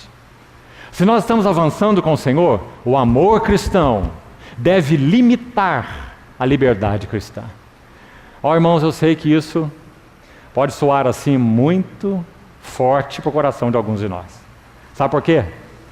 Já ouvimos aí muitas vezes, em vários lugares diferentes esses anos, um cântico que é muito ruim. Se você gosta dele, me perdoe. Mas esse cântico tem como refrão, e quase que o tempo todo, ele não tem muita letra, né? O seu primeiro problema, quase você não canta nada, e o seu refrão fica repetindo assim, eu sou livre, eu sou livre, eu sou livre, eu sou livre, o tempo todo, não é? Se Paulo fosse cantar um cântico desse tipo, Paulo não cantaria assim. Paulo cantaria assim, eu sou escravo, eu sou escravo, eu sou escravo. Porque todas as vezes que ele se apresenta, ele fala, Paulo, o escravo de Jesus Cristo, não é? Então quando nós colocamos a ênfase na liberdade, não, agora eu sou livre, livre para isso, livre para aquilo, livre para aquilo, então a nossa liberdade cristã, você quer ver? Antes de eu completar a frase, vamos deixar que a Bíblia complete? Abra em Gálatas para você ver o que vai acontecer. Se a nossa liberdade cristã nos dominar. Gálatas capítulo 5, verso 13. Olhe com atenção. Porque vós, irmãos, fostes chamados à liberdade. Alguém tem dúvida que nós somos livres em Cristo? Se o Filho vos libertar, verdadeiramente sereis livres. Esse versículo nós sabemos de cor, não é? E graças a Deus por ele. Mas Paulo diz, fostes chamados à liberdade, porém, não useis da liberdade. Você tem que usar a sua liberdade cristã em todas as situações? Não. Muitas vezes você tem que limitar a liberdade cristã de consciência que você tem diante do Senhor para fazer isso ou para fazer aquilo. E você vai limitá-la por quê? Por causa do amor fraternal. Então diz: não useis a vossa liberdade para dar ocasião à carne. Sede antes, qual é a palavra? Escravos, servos, uns dos outros pelo amor. Que verso precioso, irmão. No mesmo versículo estamos vendo liberdade, estamos vendo amor. E Paulo está dizendo, é isso mesmo. O amor vai limitar a liberdade que vocês têm em Cristo.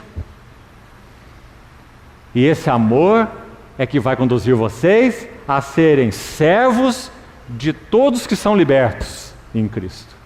Compreende, irmão? Então, o amor cristão limita a liberdade cristã.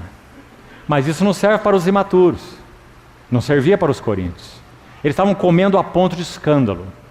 E julgando quem não comia. Você é ignorante, você não sabe que só há um Deus, você não sabe que o ídolo não é nada. Come, você é fraco na fé. Né? Todas essas coisas são equivocadas. Eles deveriam não comer. Nada ganharemos se comermos, e nada perderemos se não comermos. Que maravilha. Agora, a 7ª marca, é a penúltima. Vou só citá-la. Verso 10, capítulo 10, versos 3 a 5. Todos eles comeram de um só manjar espiritual, beberam de uma mesma fonte espiritual, porque bebiam de uma pedra espiritual que os seguia, e a pedra era Cristo. Entretanto, era o povo redimido, Deus não se agradou da maioria deles.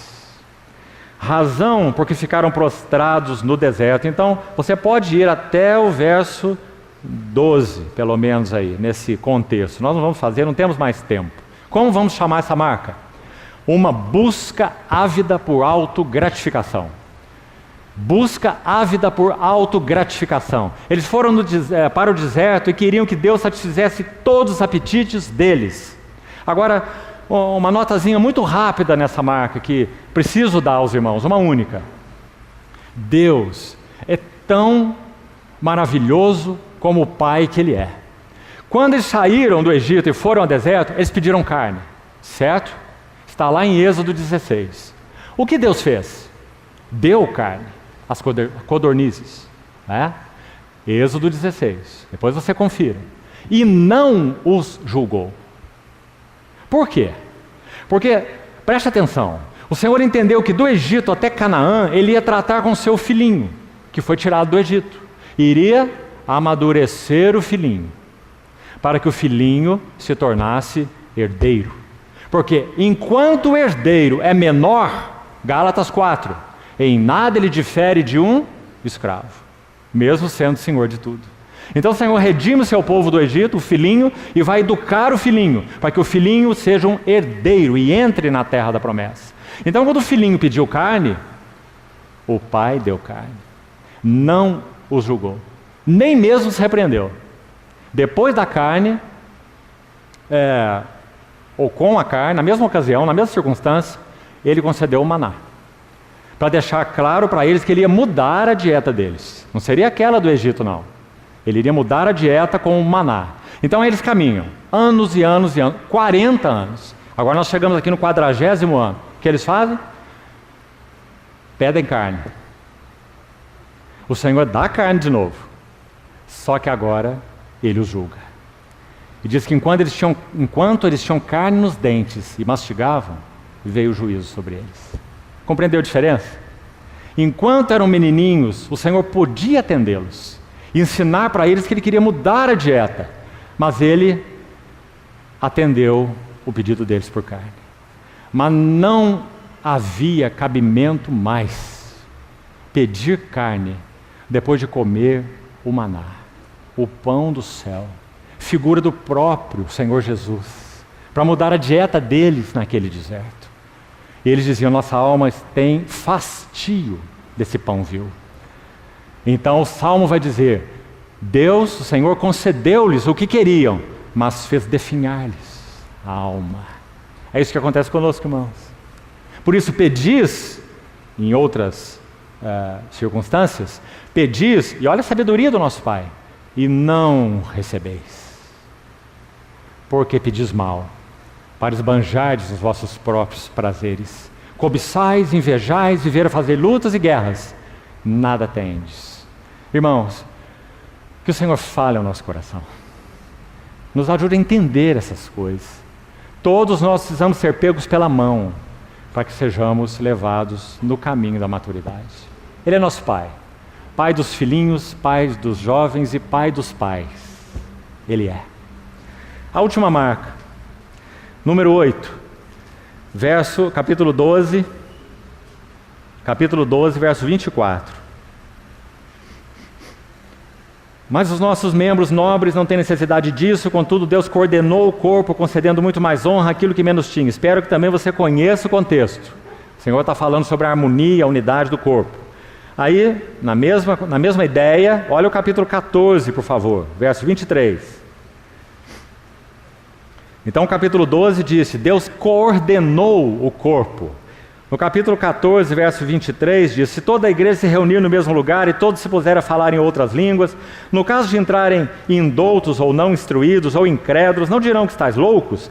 Porém, se todos profetizarem, entrar algum incrédulo ou indouto, ele será por todos convencido, por todos julgado, tornando-se manifestos os segredos do seu coração, e prostrando-se com a face em terra, adorará a Deus, testemunhando que Deus está de fato no meio de vós. Abra, por favor, o último texto, 2 Coríntios, capítulo 9.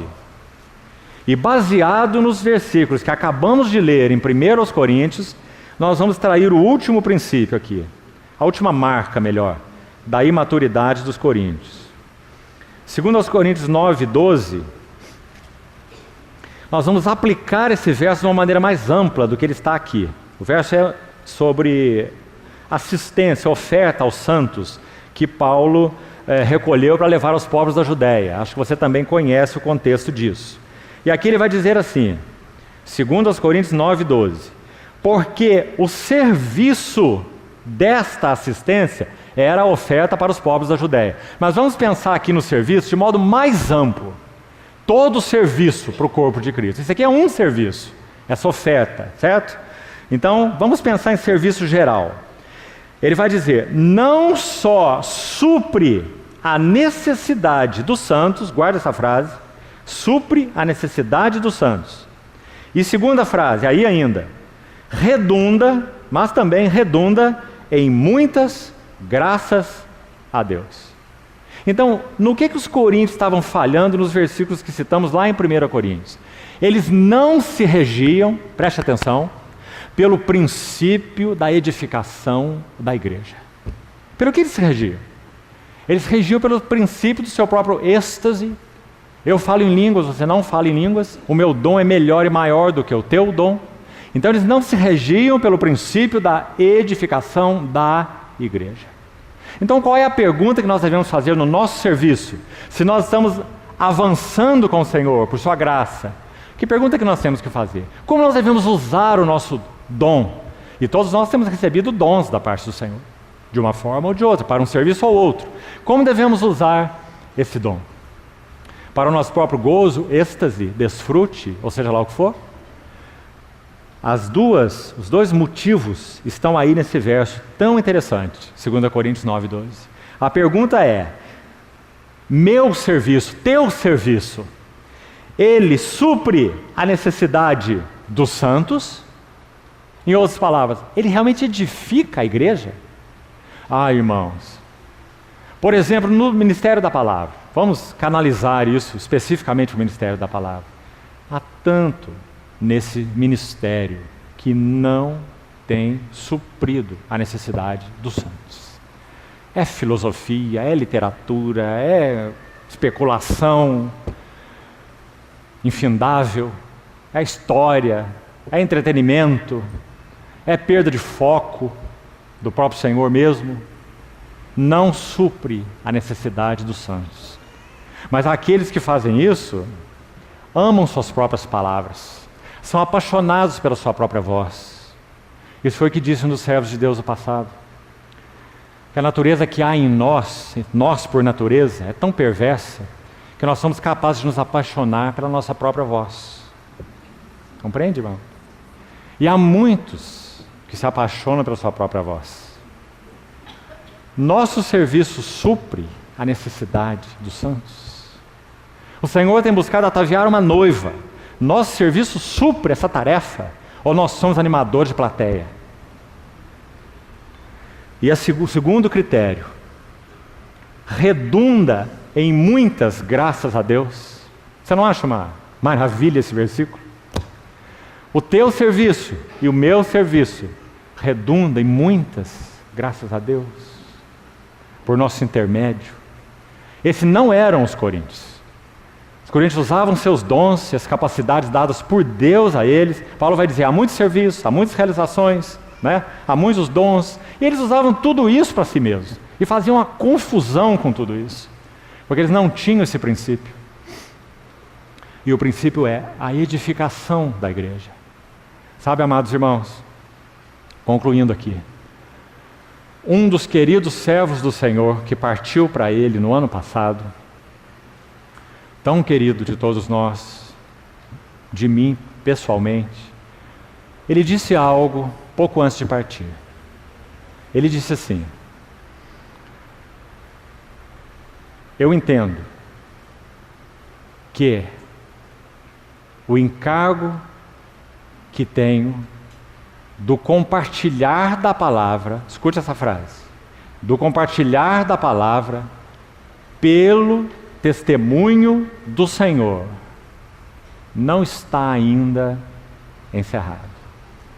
Quando esse irmão foi diagnosticado com a sua enfermidade, ele ainda estava de certa forma bem, aflito com aquela enfermidade séria, e buscando, pedindo aos irmãos então que levassem com ele esse assunto diante do Senhor, para que tudo ficasse claro, e essa foi a frase que ele usou: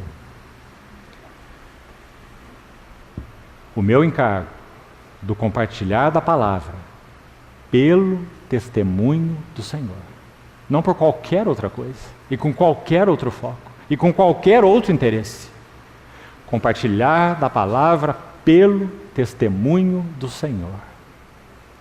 Ainda não está concluído, foram as palavras dele. Então, com algum tempo mais, enfrentando essa enfermidade, ele chegou a uma conclusão diferente. Que então, o Senhor o estava chamando para a sua presença. E assim ele partiu para o Senhor. Então, amados irmãos, essa é a pergunta para nós. Nossa vida e nosso serviço são para o testemunho do Senhor? Se não, para o que vivemos? Para o que somos? Quais são os nossos interesses? O que fazemos com tanta bênção que o Senhor nos tem dado? Sabe, irmãos, o nosso estoque de bênção, ele está aqui abarrotado de todos nós. O Senhor tem nos abençoado de maneiras maravilhosas. O que nós temos feito com essas bênçãos? Então, que o Senhor continue falando ao nosso coração. Vamos levar esse assunto aos seus pés, porque nosso interesse aqui não é conhecimento. Nosso interesse nesses dias é devocional. Estejamos diante do Senhor, considerando nossas vidas em meio a tantas trevas em que vivemos, para que possamos nos ataviar como noiva para o grande dia que nós anelamos com todo o nosso coração. Vamos orar. Senhor, te agradecemos pela bondade paternal do Senhor sobre as nossas vidas, porque o Senhor nunca desalenta-se e desiste de seus tratos fiéis e perseverantes conosco. Obrigado porque o Senhor fala e refala, e nós queremos prover lugar para as palavras do Senhor no nosso coração, para que não sejamos nécios, mas possamos remir o tempo, porque os dias são maus. Assim, Senhor, mantém o que o Senhor quiser manter em nosso coração de aquilo que foi compartilhado nessa noite, vivo e fresco, e ajuda-nos a ponderarmos na Tua presença Teus ensinos, Tua palavra, Tua direção. Guarda-nos, Senhor, durante todo esse tempo que teremos juntos de conferência. Sê conosco, apacenta-nos, corrige-nos, alenta-nos, supre-nos, Senhor. Carecemos tanto de sermos encorajados por Ti. Encoraja-nos, te pedimos, Senhor, por meio de Teu Espírito, de Tua palavra e da comunhão dos santos. Em nome do Senhor Jesus, oramos. Amém.